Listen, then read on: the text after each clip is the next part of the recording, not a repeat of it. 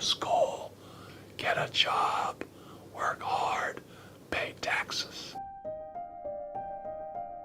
Psychologists have told us that up to 70% or more of the beliefs that we acquired as children are negative, disempowering, limiting, and self-sabotaging.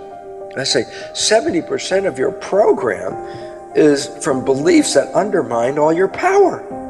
And then we walk around saying, I'm a victim, my genes are killing me, nature isn't supporting me. Well, it's time for that victim idea to end, because we now know that we are all very powerful people, that our beliefs and attitudes about life are shaping not just our internal biology, but are shaping the life that we experience in the world outside of us.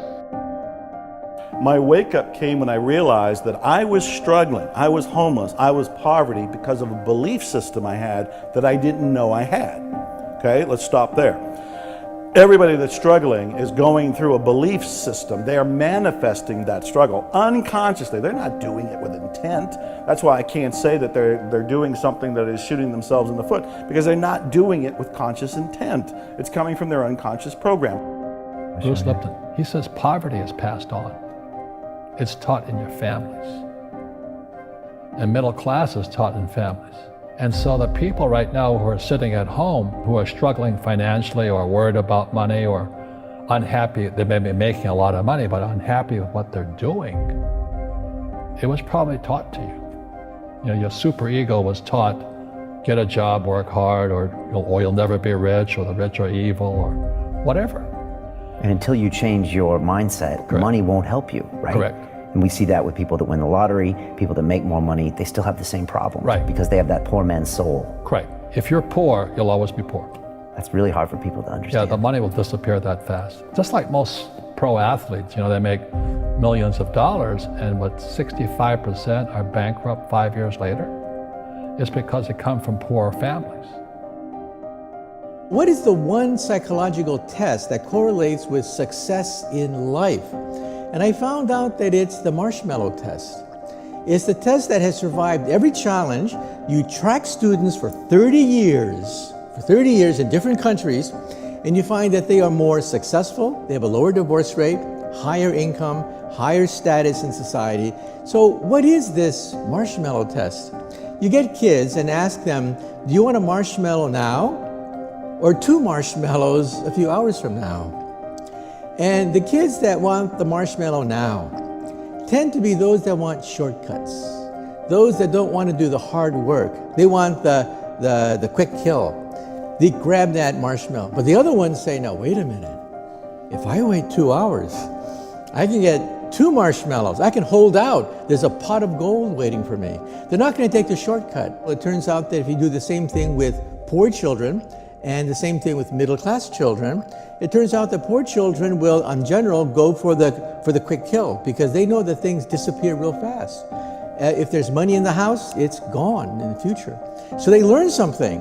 And so one of the reasons why poor kids will opt for the marshmallow now is because things disappear. People steal it. People grab it and run away with it, and there you are with nothing. Take it now. That's their attitude. And they learn that. Just before birth and for the first 7 years, your brain is operating on record.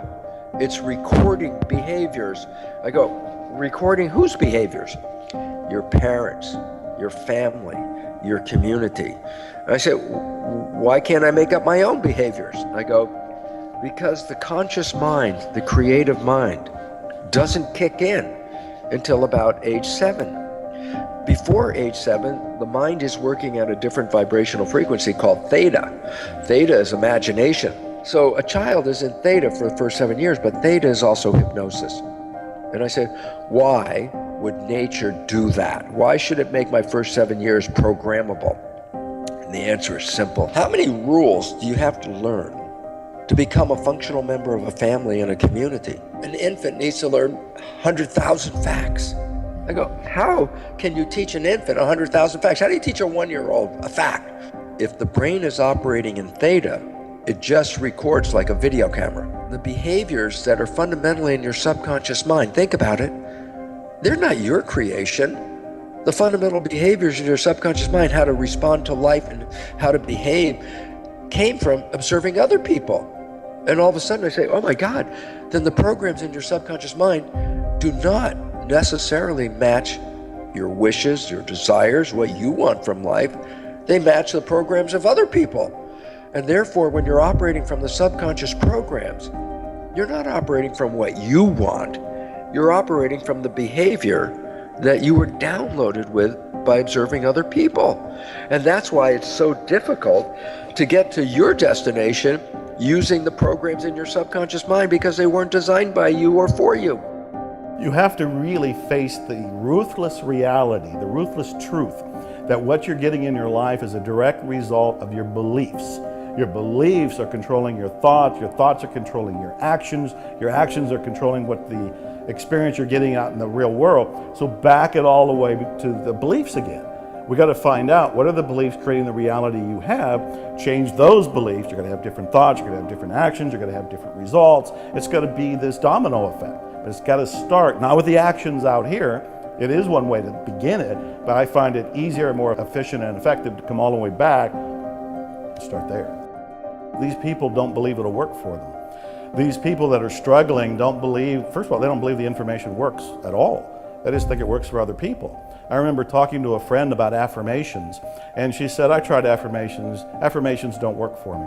And I looked at her and I said, do you realize affirmations don't work for me is an affirmation? She did not.